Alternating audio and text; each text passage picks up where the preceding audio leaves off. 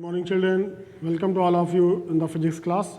This is the second video of chapter Simple Harmonic Motion. Now today's topic is restoring force, that is given here. What is restoring force? When any object doing the simple harmonic motion, then restoring force acted and have the tendency to comes to the equilibrium position. What is the condition of linear SHM which are given here? First is the motion of the particle should be in a straight line. Second is the restoring force or acceleration acting on the particle should always be proportional to the displacement of the particle. Third is the force acceleration should always be directed towards the point. These conditions characteristics of SHM, and the SHM is defined on the basis of these conditions. Now some examples which are given here for simple harmonic motion.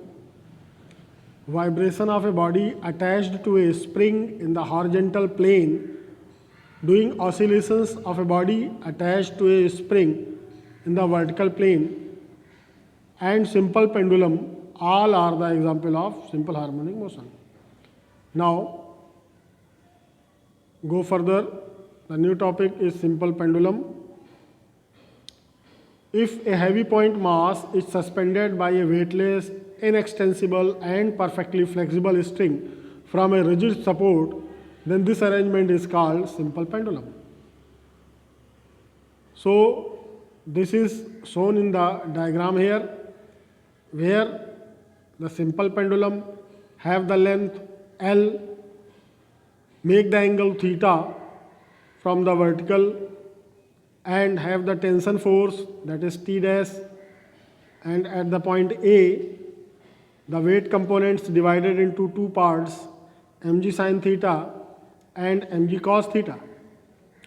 So we have to calculate here periodic time of simple pendulum. So for this, the restoring force F acted to the bob and in this direction, and have the tendency to comes to the mean position, that is O.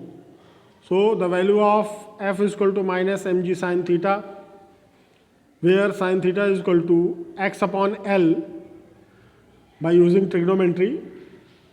After that, after putting it, F is equal to minus mg upon L into x. By Newton's second law of motion, F is equal to m alpha. So m alpha is equal to minus mg upon L into x. So we get here alpha is equal to minus g by L upon x. So we find that g upon L is constant, so alpha is directly proportional to the displacement, or you can say minus x. So the time period t, using the formula 2 pi upon into under root displacement upon acceleration, we get here x upon alpha is equal to L upon g. So we get finally t is equal to 2 pi under root L upon g. So we can say that the time period of simple harmonic pendulum, or in the simple harmonic motion, t is equal to 2 pi under root L upon g.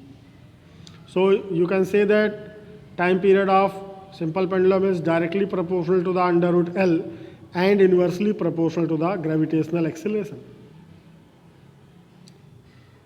Now moving forward, horizontal oscillations of a mass attached to a spring. In this diagram, you can look, this is the horizontal spring attached to a mass m block, and when started simple harmonic motion to its mean position, then it has been displaced x from mean position, and the restoring force is here F. So according to the Hooke's law, F is equal to minus kx, where k is the force constant or spring constant. So when restoring force acted here, so acceleration also comes in the picture. So alpha is equal to F upon m. After putting the value of F, we get here alpha is equal to minus k upon m into x. So what happened? Now K upon M is constant for the given spring. So alpha is equal to, or you can say directly proportional to minus x. So T is equal to 2 pi under root displacement upon acceleration. But x upon alpha is equal to m upon k. So we get here T is equal to 2 pi under root m upon k. This is the final formula. Okay. Now moving forward, some special cases which are shown here. Motion of a mass attached to two horizontal springs.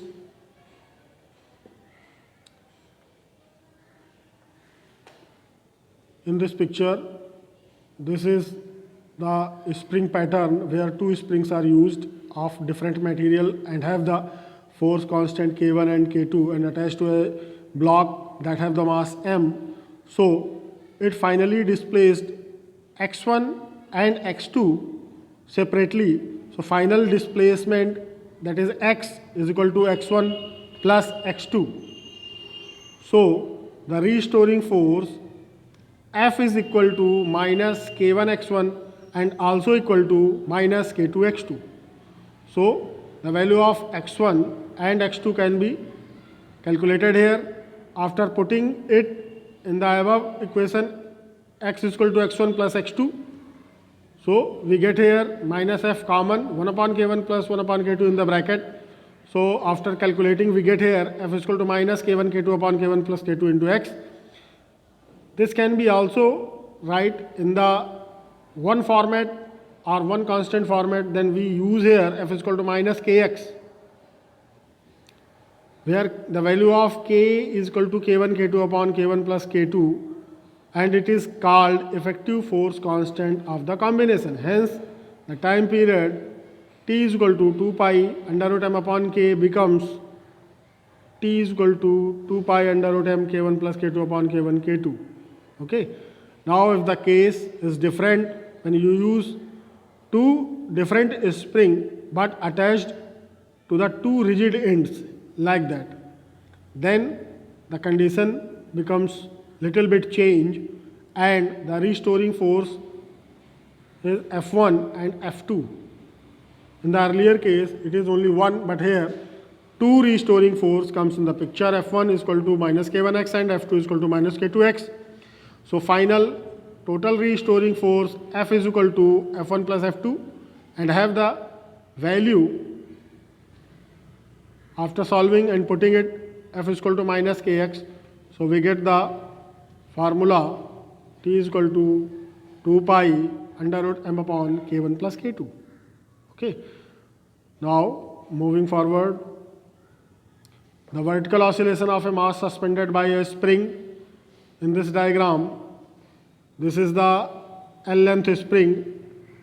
After hanging the mass m, due to its weight, it elongated by distance small l, and the weight is acting here mg. When we start the oscillation, then it also displaced little bit more and the displacement becomes y here, that is given here. So in the second and third diagram, in this diagram, this is also a restoring force and this is also a restoring force in different conditions. So by Hooke's law, firstly we write here f is equal to minus kl, but in the equilibrium position, that is figure number 2, f plus mg is equal to 0. So minus kl plus mg is equal to 0, so mg is equal to kl, equation number 1. Now moving forward, f dash is the restoring force in the figure number C. F dash is equal to minus kl plus y, so minus kl minus ky.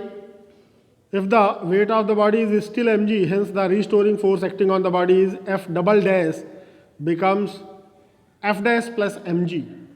After putting the value of f dash, we get here, and the value of mg is equal to kl. So we find f double dash is equal to minus ky, but force is directly proportional to the acceleration. According to Newton's second law of motion, alpha comes in the picture, f dash is equal to m alpha is equal to minus ky, so alpha is equal to minus k upon m into y. So alpha is directly proportional to the minus y. By using the formula T is equal to 2 pi under root displacement upon acceleration, we get this also, and put it on the above, we get T is equal to 2 pi under root m upon k. Now, because m upon k is also equal to L upon g, so this also written here, T is equal to 2 pi under root L upon g. Now moving forward, if motion of a mass suspended by two springs in this manner, in this way, so the formula should be learned by heart by you. In the case number 1, when the figure is this manner, then formula becomes T is equal to 2 pi under root m upon k, or T is equal to 2 pi under root m upon k1 plus k2. In figure number 2, the formula changes and becomes this, and in the case number C, the formula becomes this, T is equal to 2 pi under root m upon k, or T is equal to 2 pi under root m into 1 upon k1 plus 1 upon k2. If the force constant of the spring are equal to k1 is equal to k2, the effective force constant k is equal to k1 by 2. In this case, the effective length of the spring is twice the length of each spring, but the effective force constant is half the force constant of each spring. Hence, if the length of spring is made n times, its force constant will becomes 1 upon n times, and the periodic time will increases under root n times. This is very important for you. If a spring be cut into n pieces, then the force constant of each piece becomes 1 upon under root n times to its periodic times. Okay, so thank you all of you. This is the second and last part of the simple harmonic motion. Thank you all of you.